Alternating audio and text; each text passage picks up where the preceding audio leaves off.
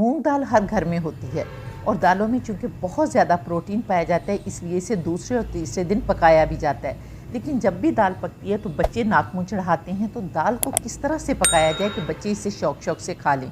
इसलिए आज मैं आप लोगों को मूंगलेट बनाना सिखाऊंगी। तो चलिए रेसिपी स्टार्ट करते हैं। बिस्मिल्लाहिर्रहमानिर्रहीम।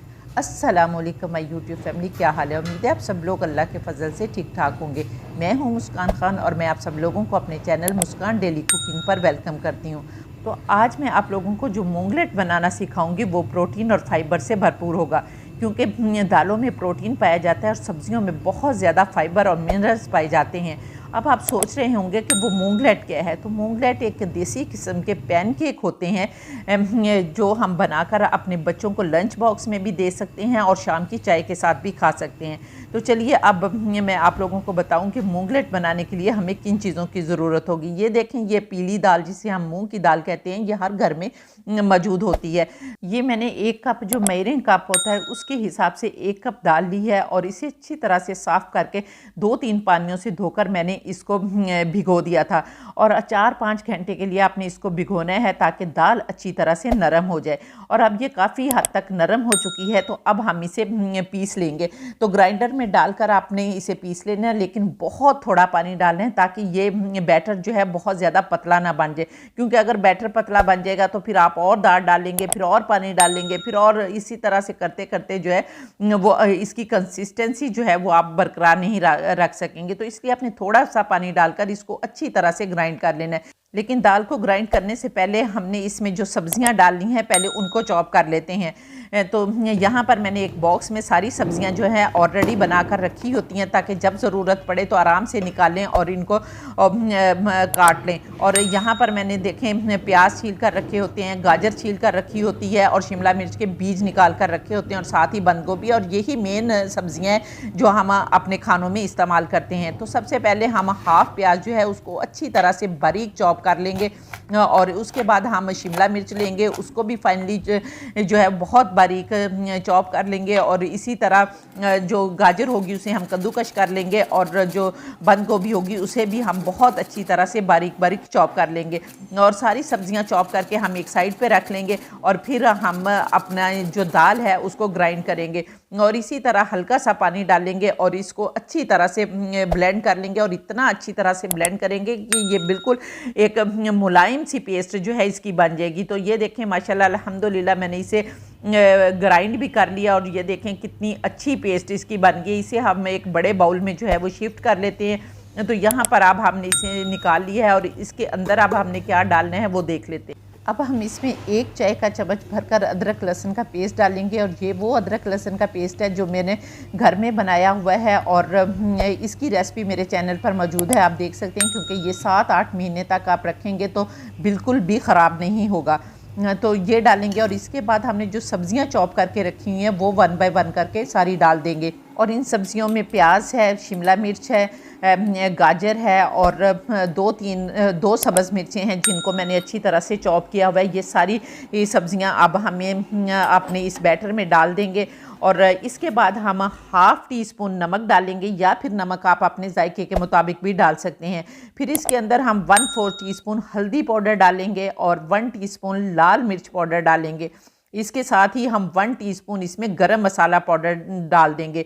अगर आप चाहें तो इसमें 1/4 टीस्पून अजवाइन भी डाल सकते हैं और इसे मज़ीद चटपटा बनाने के लिए आप इसमें चाट मसाला पाउडर या अमचूर पाउडर भी डाल सकते हैं। लेकिन चूंकि हम यहाँ पर ये पैनकेक जो हैं ये ज़्यादातर बच्चों के लिए बना रहे हैं, तो फिर आपने बच्चों की पसंद के मुताबिक इसको बनाना है। अगर आपके बच्चे चटपटा पसंद करते हैं तो आप इसमें चाट मसाला डाल सकते हैं, अमचूर पाउडर डाल सकते हैं।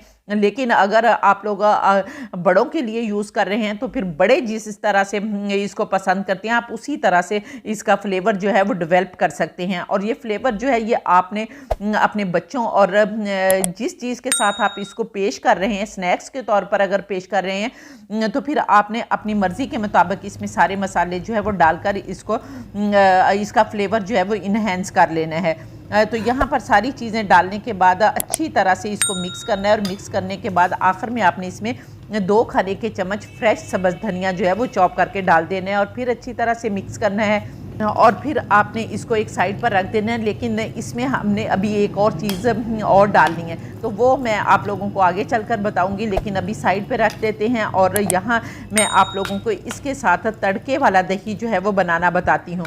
तो तड़के वाला दही बनाने के लिए मैंने यहाँ पर हाफ़ कप दही लिया है और उसको अच्छी तरह से फेंट कर मुलायम कर लिया है। इसके अंदर हम 1/4 टीस्पून नमक डालेंगे, या आप लोग अपने जायके के मुताबिक नमक डाल सकते हैं। फिर इसके अंदर हम 2 खाने के चम्मच चॉप किया हुआ प्याज डालेंगे और 2 ही खाने के चम्मच हम इसमें टमाटर डालेंगे। और टमाटर के बीज जो है वो मैंने अलग कर लिए हैं, और बीजों के बगैर जो है वो आपने टमाटर डालने हैं ताकि पानी ना छोड़े। और इनको अच्छी तरह से मिक्स करेंगे, और मिक्स करने के बाद हम इसमें 1 खाने का चम्मच जो है वो कुटा हुआ फ्रेश सब्ज़ धनिया जो है वो डालेंगे। फिर अच्छी तरह से मिक्स करेंगे, और मिक्स करने के बाद फिर हम इसे एक और बाउल में शिफ्ट कर लेंगे।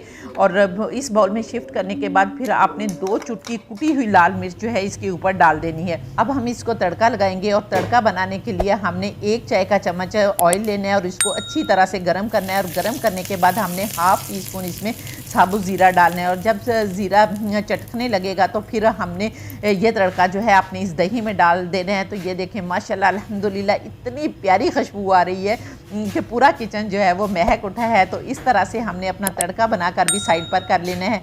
और अब हम अपनी जो मूंग दाल का बैटर बनाया हुआ है उसको देख लेते हैं। तो यहाँ पर ये देखें, इसको अच्छी तरह से मिक्स करें। अब हम चूँकि मूंग दाल जो होती है ये काफ़ी हैवी होती है, तो इसको लाइट करने के लिए अब हम इसमें या तो बेकिंग सोडा डाल सकते हैं, या बेकिंग पाउडर डाल सकते हैं, या इनो डाल सकते हैं। इन तीनों में से जो चीज़ आपके पास अवेलेबल है आप डाल सकते हैं।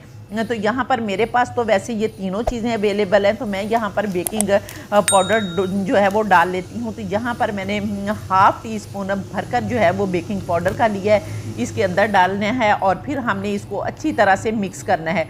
और मिक्स करने के बाद आपने हल्के हाथों से मिक्स करना है, बहुत ज़्यादा मिक्स नहीं करना।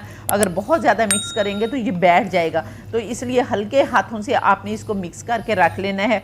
अब आपने दूसरे चूल्हे पर यहाँ पर मैंने देखें फ्राई पैन रख लिया है, और फ्राई पैन को अच्छी तरह से आपने गरम करना है। और जब गरम हो जाए तो इसको आपने ऑयल ब्रश के ज़रिए ऑयल लगा लेना है। और ऑयल लगाने के बाद आपने एक बड़ा सारा इस तरह का जो चम्मच आप देख रहे हैं, इस तरह का बड़ा सारा चम्मच लेकर आपने एक ही चम्मच भर कर इसके अंदर दरमियान में डालना है।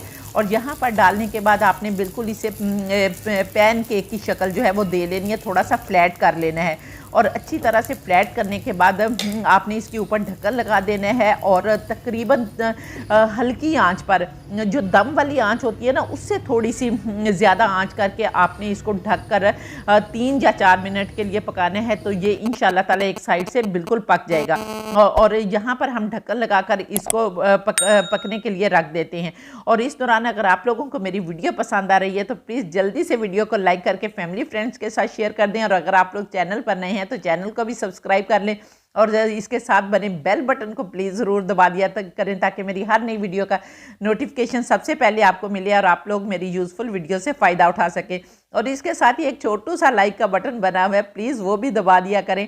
और कमेंट करके मुझे ज़रूर बताएं कि आप किस कंट्री से मेरी वीडियो देख रहे हैं, क्योंकि मुझे बहुत खुशी होती है जब आप कंट्री का नाम लिखते हैं, और फिर मैं उस कमेंट को पिन भी करती हूँ। तो यहाँ पर देखें माशाल्लाह अल्हम्दुलिल्लाह हमारे पैनकेक को पकते हुए 3 मिनट हो गए हैं। अब हम देख लेते हैं कि इसकी क्या कंडीशन है। बिस्मिल्लाहिर्रहमानिर्रहीम। तो ये देखें माशाल्लाह अल्हम्दुलिल्लाह हम पैन को हिलाकर देख रहे हैं तो ये हिल रहा है, इसका मतलब है कि हमारा पैनकेक जो है वो नीचे से पक गया है। अब हम पहले इसके ऊपर भी ऑयल जो है वो ब्रश कर देंगे, और फिर हम इसको फ्लिप करके देखते हैं। तो ये देखें माशाल्लाह अल्हम्दुलिल्लाह अल्लाह की शान के बहुत ही प्यारा कलर जो आया, और खुशबू भी बहुत ज़बरदस्त आ रही है, और दिल कर रहा है कि अभी इसको खा लें। अब हमने क्या करना है कि इधर भी अगर आप चाहें तो ब्रश से ऑयल लगा सकते हैं, और ऑयल लगाने के बाद आपने कोई भी कांटा या छुरी लेकर इसको प्रिक कर लेना है, जिस तरह हम पिज़्ज़ा को प्रिक करते हैं ना, कि ताकि उसमें सुराख होल्स हो जाएं और अच्छी तरह से अंदर से भी पक जाए। तो इस तरह मैं ये कांटे के साथ इसको इसको प्रिक कर लूँगी ताकि अच्छी तरह से हमारा जो पैनकेक है वो अंदर से भी पक जाए और कच्चा ना रहे। तो यहाँ पर ऑयल भी मैंने लगा लिया है और इसको प्रिक भी कर लिया है, और फिर हम इसको दोबारा से जो है वो फ्लिप करेंगे ताकि दूसरी तरफ से भी हमारा पैनकेक जो है वो अच्छी तरह से पक जाए।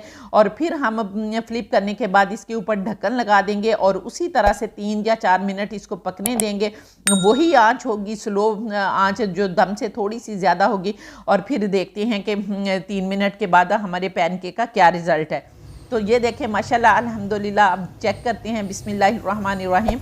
तो ये देखें माशाल्लाह अल्हम्दुलिल्लाह हमारा पैनकेक जो है वो दूसरी तरफ से भी पक गया है। और इस तरह से पैनकेक जब बनाकर आप अपने बच्चों को लंच बॉक्स में देंगे तो बच्चे भी खुशी खुशी से दालें खा जाएंगे और उन्हें पता भी नहीं चलेगा कि ये दाल है। और सब्जियां आप देखें कि ये कितना रिच बना है, प्रोटीन और फाइबर से भरपूर, और आपके बच्चों की नशोनुमा के लिए इतना ज़रूरी है। और जब आप लोग खुद खाएंगे चाय के साथ इसे तो जाहिर बात है कि आपको भी बहुत ज़्यादा प्रोटीन मिलेगी और आप सेहतमंद और तंदुरुस्त हो जाएंगे। इसी तरह मैं दूसरा पैनकेक भी बना लेती हूँ, और जितने मैंने बनाने बना लेती हूँ, और फिर हम इसको डिश आउट करते हैं। तो ये देखें माशाल्लाह अल्हम्दुलिल्लाह मैंने इसी तरीके से जो है वो दूसरा पैनकेक भी बना लिया है। और ये देखें माशाल्लाह अल्हम्दुलिल्लाह। अब हम इसे डिश आउट करते हैं। तो बेख्तियार कहने को दिल कर रहा है कि फ़ाबिया ये अलाई रब्बिकुमा तुकज़्ज़िबान, कि मेरे परवरदिगार ने कितनी प्यारी नेमतें दी हैं जिनका हम फ़ायदा उठाते हैं और फिर उन्हें खाकर अल्लाह का शुक्र अदा करते हैं। तो उम्मीद है कि आपको मेरी वीडियो पसंद आई होगी। अगर वीडियो पसंद आई है तो जल्दी से वीडियो को लाइक करके फैमिली फ्रेंड्स के साथ शेयर कर दें। और इंशाअल्लाह ताला नेक्स्ट वीडियो में आपसे दोबारा मुलाकात होगी। तब तक के लिए अपना बहुत सारा ख्याल रखें और मुझे भी अपनी दुआओं में याद रखें, और इसके साथ ही इजाज़त दें। अल्लाह हाफिज़।